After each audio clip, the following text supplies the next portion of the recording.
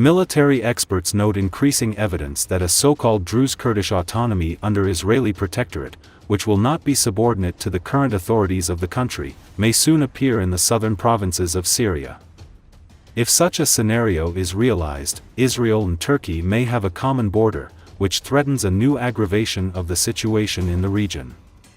It is considered inevitable that Turkey will take retaliatory measures against this. Experts point out that a year ago the media first began reporting on a certain plan that was unofficially called the David Corridor. Its essence is to connect the Israeli-controlled Golan Heights with the city of Es-Suwayda and the American base of Tanf.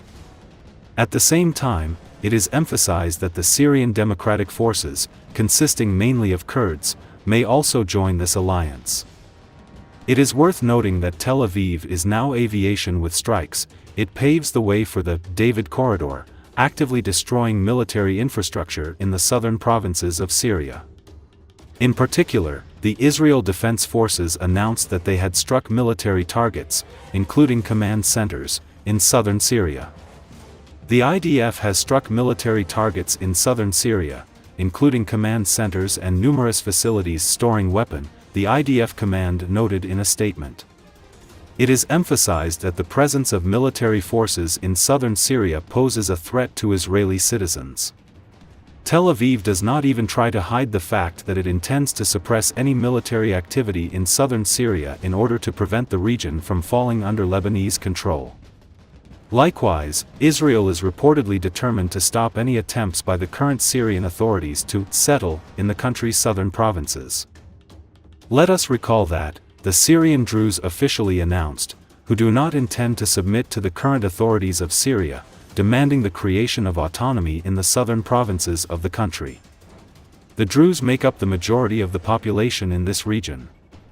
The Es-Suwayda Military Council, which represents them, does not support the new Syrian government and refuses to cooperate with the Hayat Tahrir al-Sham group that came to power in Damascus.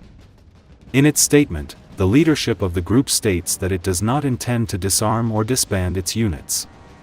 We will be part of the national army of the new decentralized Syrian state, the Druze say.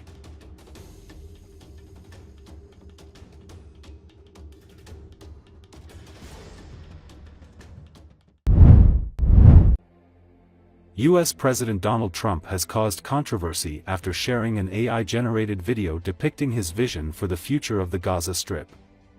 The 33-second video posted on Truth's social media platform opens with a scene of a destruction of Gaza, with people, including children, walking through rubble with the caption, "Gaza 2025, what's next?" displayed.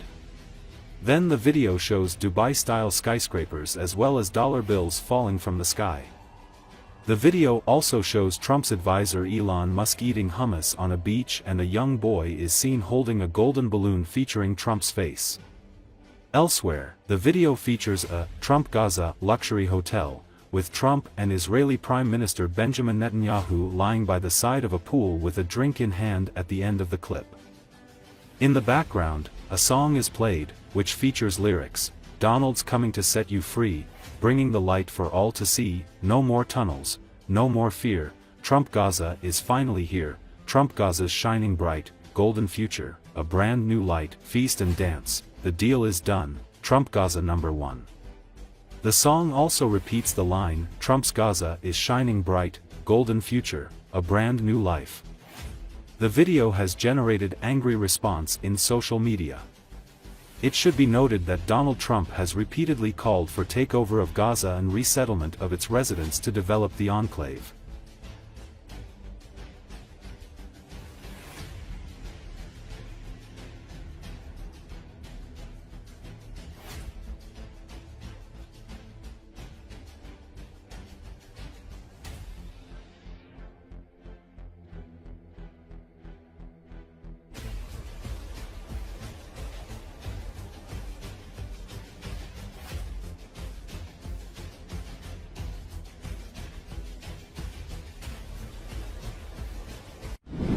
Currently, I'm a no. There's about 5. Votes are expected Tuesday evening in the U.S. House of Representatives for a Republican budget blueprint.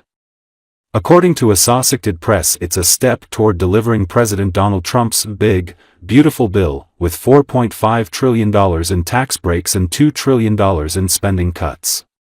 But with Republicans holding a razor-thin majority in the House, some Republican holdouts could stop the bill in its tracks. Representative Tim Burchett, Tennessee, says he's currently voting no. There's about 5 of us that are no. I'm not sure why we're going for this vote right now. I'd love to, the 5 of us would love to. It seems that we've all kind of not been included in some of these discussions, and I think that would be the optimal thing to do, Burchett said. And Representative Thomas Massie, Kentucky, says more needs to be done to cut spending in the proposal. You can't cut taxes without cutting spending. And they're not really cutting spending. They're cutting taxes by $450 billion and cutting spending by $150 billion. That leaves you $300 billion you're going to add to the deficit compared to the CBO baseline, Massie said. A closed-door meeting was held with House Republicans during the day on Tuesday, and Massie said leaders were trying to assuage moderate Republicans by saying there would be no cuts to Medicaid. Who disagrees with work requirements for single, able-bodied recipients of Medicaid? Like that's a 70-30, maybe 90-10 issue in America. And they're afraid to put that in writing? Give me a break, Massie said.